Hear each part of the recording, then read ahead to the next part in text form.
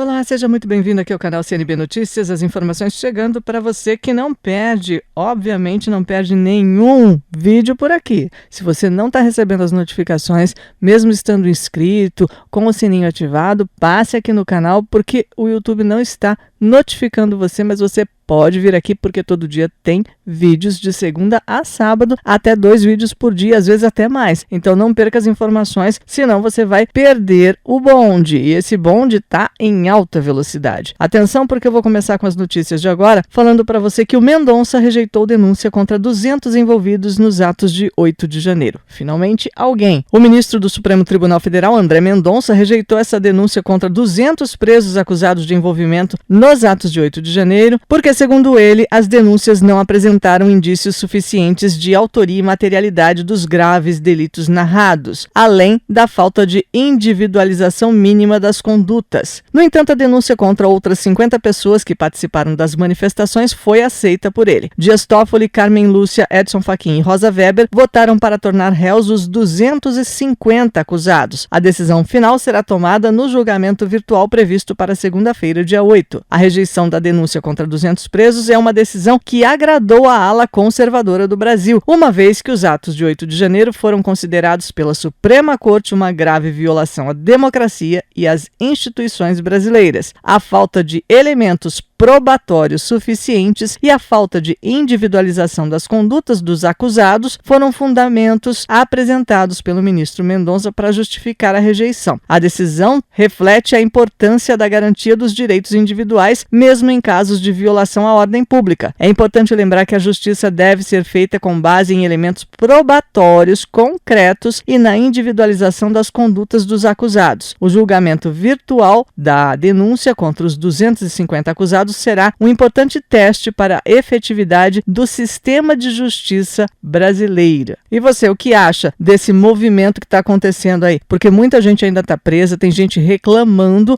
a respeito do tratamento, gente que está com depressão, que está desenvolvendo doenças psicológicas, porque está preso sem um motivo efetivo, porque muitas pessoas nem estavam lá dentro da depredação dos prédios. Comenta aqui o que você acha a respeito do que está acontecendo. E essa notícia veio do portal Hora de Brasília, que tem mais uma informação aqui que você também precisa saber. Os gastos excessivos das viagens de Lula e Janja levantam questões sobre gastos do governo. A gente falou aqui nesse canal ainda a respeito da viagem para Londres, que está acontecendo, acabou de acontecer a coroação do rei Charles, e agora o próximo destino seria o G7 no Japão. Está sendo difícil compreender qual a necessidade de se gastar tanto dinheiro em viagens internacionais. Desde que assumiu o governo, o presidente mais viajou do que cuidou dos problemas de dentro do Brasil. Os gastos excessivos do governo brasileiro com essas viagens do presidente Lula estão em destaque novamente e, segundo informações confirmadas pelo próprio governo, Lula vai participar da cúpula do G7 em Hiroshima, no Japão, nos dias 20 e 21 de maio, o que deve gerar mais gastos exorbitantes para os cofres públicos. Enquanto o Bolsonaro ficava em quartéis no Brasil ou em consulados fora do Brasil, o Lula acaba alugando andares inteiros de hotéis caríssimos. Agora, quanto à viagem no G7 do Japão, vale ressaltar que essa não é a primeira vez que ele participa da cúpula. Entre os anos de 2003 e 2009, o Brasil esteve presente em 7 dessas reuniões, o que mesmo na época gerou críticas por conta dos gastos excessivos, que já é um costume do petista pai dos pobres e que acha que nós devemos ter apenas uma televisão em casa. É difícil compreender a necessidade de gastar tanto dinheiro em viagens internacionais em um momento em que o país enfrenta tantos problemas internos. Além disso, é importante lembrar que o convite para a participação de Lula na cúpula do G7 partiu do primeiro-ministro japonês Fumio Kishida e, portanto, fica a dúvida se a participação do presidente é realmente necessária ou se trata apenas de um gesto político para agradar o líder japonês. Diante deste cenário, fica evidente a necessidade de uma maior transparência por parte do governo em relação aos gastos com as viagens presidenciais. É preciso que a população tenha acesso aos valores investidos e aos benefícios que essas viagens podem trazer ao país e ao bolso de cada cidadão pobre que precisa de um pouco mais de comida na mesa, para que se possa avaliar se esses gastos são justificáveis ou não. É muito evidente que não são, mas eu quero saber a sua opinião aqui nos comentários. E para fechar aqui as informações de hoje, nós trazemos uma notícia da revista Oeste que fala a respeito da publicação de Felipe Neto criticando o Google por sugerir pesquisa que relaciona Lula à corrupção. A postagem do youtuber foi inclusive corrigida por usuários do Twitter a respeito do algoritmo. O youtuber Felipe Neto, que agora faz parte do conselhão do Lula, não para de fazer as suas puxa-saquices em relação ao governo e considerou inaceitável que o algoritmo do Google tenha sugerido a pesquisa Lula corrupção quando ele digitou Lula coroação. Felipe compartilhou um print da pesquisa feita no Google onde aparece a expressão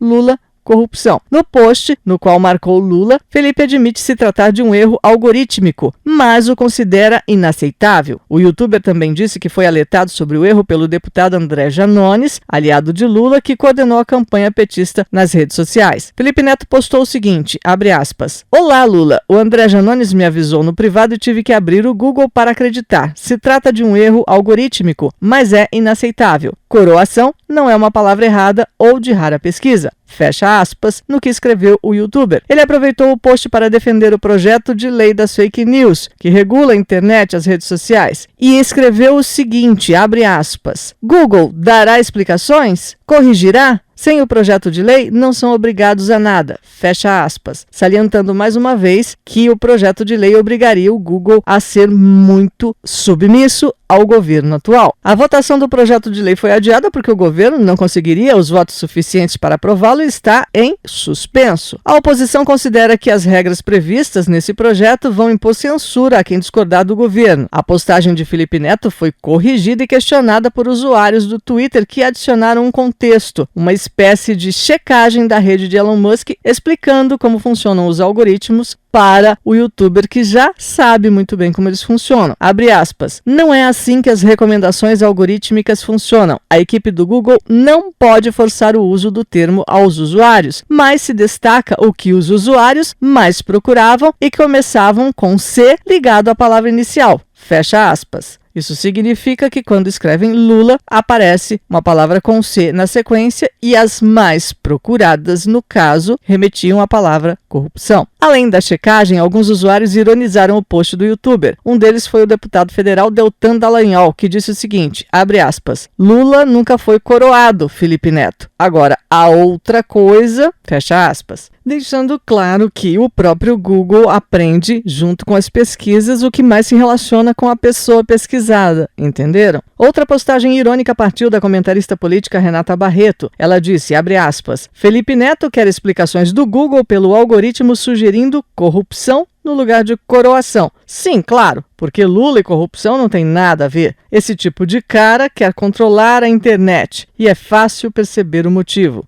Fecha aspas. Enfim, muitas pessoas contradisseram o youtuber Felipe Neto devido ao fato de que ele mesmo tem conhecimento sobre como funciona o algoritmo e as pesquisas. O Google tenta se aproximar e jogar para corrigir no caso dele achar que você escreveu errado e corrige com o que se aproxima mais do que foi feito em pesquisas anteriores. E é assim que funciona. Mas mesmo assim, depois de um tempo, o próprio Google fez alguma coisa e retirou esse tipo de correção. Então, se você for fazer a pesquisa agora, não vai aparecer como estava aparecendo antes. Eu quero que você comente aqui embaixo, deixe a sua impressão a respeito de todas essas informações, dê a sua opinião, que ela é muito importante, deixa um joinha se você gostou do nosso vídeo, compartilhe, também participe aqui do canal sempre, e se você não receber nenhuma notificação, eu peço mais uma vez que você venha até aqui e veja que a gente já postou o vídeo e já trouxe informações. Você que não recebeu a notificação, porque infelizmente elas não estão chegando. Grande abraço e até o próximo vídeo. Tchau, tchau.